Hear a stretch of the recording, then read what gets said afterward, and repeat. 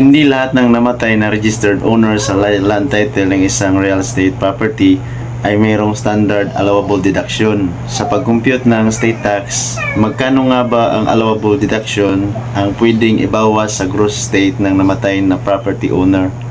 Depende po yan kung anong taon namatay ang property owner.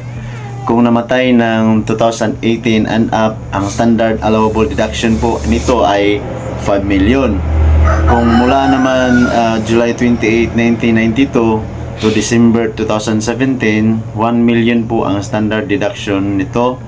At ang allowable deduction naman kung namatay noong July 27, 1992 pababa ay wala po itong standard deduction.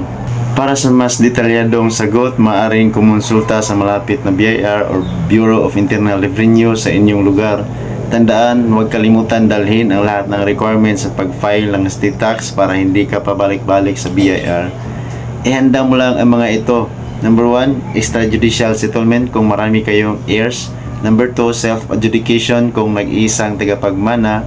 Number 3, judicial settlement kung mayroong heirs na hindi nakikipag-cooperate sa gagawing settlement of state and partition with sale.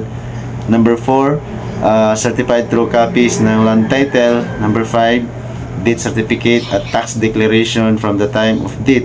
I-gather mo na rin lahat ng asset ng namatay na registered owner para isang gawaan na lang ng conveyance. Jidane Land Titling Services. Follow for more land titling tips.